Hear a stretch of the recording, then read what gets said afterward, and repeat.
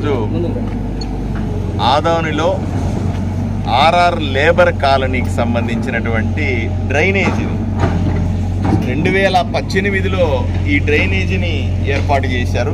2018 నుంచి ఇప్పటిదాకా కూడా దీన్ని కనీసం క్లీన్ చేసిన పాపాన పోలేదు.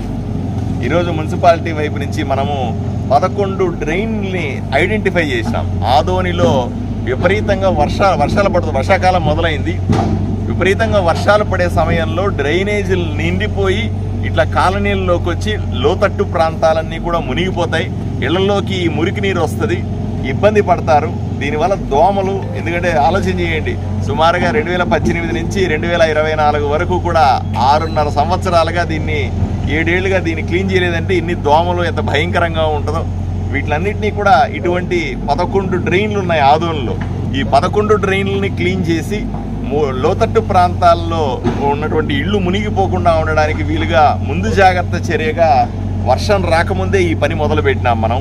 ఇక్కడ నేను ఆర్ఆర్ లేబర్ కాలనీలో మీరు చూస్తూ ఉన్నారు, అక్కడ వెహికల్స్ ఏ విధంగా పూడిక తీసేసి లోపల ఉన్నటువంటి కాలువల్లో ఉన్న పూడికను తీసేసి అవి పక్కన తీసేస్తూ ఉన్నాయి. మీరు అనుకుంటారేమో ఈ లోపల నుంచి తీసేసినటువంటి ఏవైతే పేరుకుపోయినటువంటి మట్టి కానీ వీటన్నింటినీ కూడా పక్కన పడేస్తూ ఉన్నారు. దానివల్ల ఇబ్బంది అవుతుంది. దీన్ని కూడా తప్పనిసరిగా మేము ట్రాక్టర్లో తీసుకెళ్ళి వర్మీ కంపోస్టు అంటే మున్సిపాలిటీకి వర్మీ కంపోస్ట్ ఎరువును తయారు చేసేటువంటి ఒక ప్రదేశం ఉంది. అక్కడ పెట్టి దాన్ని ఎరువుగా మార్చి రైతులకు ఉచితంగా ఇవ్వడము, రైతులకి పొలాల్లో వేసుకోవడానికి వీలుగా దీన్ని తయారు చేసే ప్రక్రియ కూడా మొదలుపెట్టినాం. అంతేకాదు ఈ డ్రైనేజ్ నీళ్లు ఉన్నాయి చూసారా, మీకు ఒక తమాషా కూడా చెప్పాలి. ఈ డ్రైనేజ్ నీళ్ళన్నీ కూడా ఇలాగే పోతాయనుకుంటా, కానీ దీనికి కూడా ప్రత్యేకమైన కేంద్ర ప్రభుత్వ పథకం ఉంది.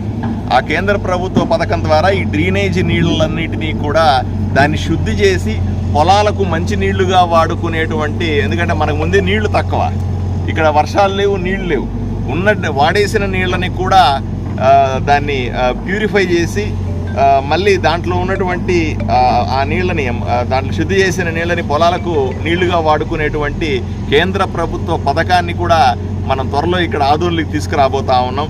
దాన్ని తీసుకొని వచ్చి ఈ సీవేజ్ ప్లాంట్ కూడా పెడతాం. దీనికి నేను ఇంతకుముందు చెప్పాను, కౌన్సిల్ ఆమోదం కూడా అవసరం. మున్సిపల్ గలీజ్ నీళ్ళంతా కూడా ఫిల్టర్ చేసేకి మన ప్లాంట్ కూడా ఆల్రెడీ దగ్గర ఉంది సార్. దాన్ని అప్గ్రేడ్ చేయాలండి. ఇప్పుడు ఆ స్థాయిలో దాన్ని జరగట్లేదు కాబట్టి మనం అప్గ్రేడ్ చేయాల్సి ఉంది దాన్ని. ఓకే, ఆ సీవేజ్ ప్లాంట్ని ఆధునీకరణ చేస్తే తప్ప దాన్ని నిజంగా ఇప్పుడు ఉన్న డ్రైన్లన్నీ ఉన్నట్టు వాటర్ని మనం దాన్ని ఎఫెక్టివ్గా ఉపయోగించుకోలేకపోతా ఉన్నాం. దాన్ని కూడా చేయాల్సి ఉంది. అది కూడా త్వరలోనే ఆ పనులు కూడా మొదలవుతాయి. మున్సిపల్ కౌన్సిల్ కూడా మేము దాన్ని పెట్టి దాని అప్రూవల్ తీసుకోవాల్సిన అవసరం ఉంది. తీసుకున్న తర్వాత దాన్ని సరిచేసే అవకాశం ఉంది. ఆ రకంగా ఆదోనిలో వర్షాకాలం రాకముందే ముందు జాగ్రత్త కోసం ఇవన్నీ చేస్తున్న పనులు, ఇవన్నీ కూడా ఒక వారం 10 రోజుల్లో పూర్తయ్యే అవకాశం ఉంది. ఒకే చోట అంటే ఒక్కో మిషన్ తర్వాత ఇంకో మిషన్ కాకుండా నంబర్ ఆఫ్ మిషన్లని, అన్ని మిషన్లు ఒక 4-5 మిషన్ని 4-5 ప్లేసుల్లో పెట్టి మనం జాగ్రత్తగా దీన్ని క్లియర్ చేసే విధంగా ఆదోనిలో అభివృద్ధి కార్యక్రమాలు చేపట్టినామని తెలియజేస్తా ఉన్నాను. సార్ ప్లాస్టిక్ వ్యర్థాలు కొన్ని అంటే బ్లాకేజ్ అయ్యే మెటీరియల్స్ కూడా ఇందులోకి వేస్తూ ఉంటారు. దీనికి ప్రజలకు ఏం మెసేజ్ ఇస్తారు సార్?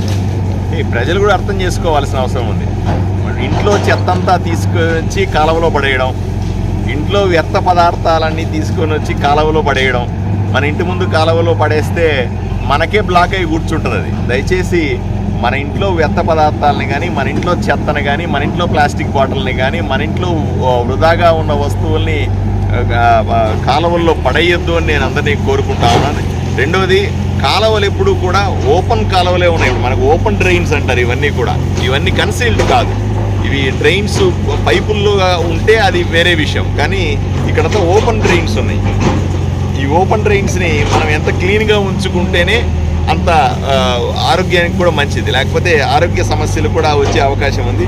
ఓపెన్ డ్రైన్స్ని కొన్ని కాలనీల్లో పైన ఇంటి ముందు వరండా కావాలనో లేదా ఇంటి ముందు కార్ పార్కింగ్ చేసుకోవాలనో దాన్ని కూడా సీల్ చేసి పెట్టేసినారు. అవి బ్లాక్ అయితే వెనక్కి అట్లాగే వస్తూ ఉన్నాయి. దాన్ని కనీసం క్లీన్ చేసుకోవడానికి వీలుగా అప్పుడప్పుడు ఎత్తి క్లీన్ చేసుకోవడానికి వీలు అనేటువంటి ఏర్పాట్లే ఉండాలి. తర్వాత ప్రజలకు కూడా చెప్తా ఉన్నా, మీ కారు పార్క్ చేసుకోవాలనో మీకు మెట్లు ఎక్కాలనో లేకపోతే మీకు ర్యాంప్ కావాలనో దయచేసి దాన్ని సీల్ చేయకండి. సీల్ చేస్తే మళ్ళీ మీకే నష్టం, మీ వెనకాల కాలనీ వాళ్ళకే నష్టం. దయచేసి ఈ పని కూడా చేయొద్దని రిక్వెస్ట్ చేస్తాను.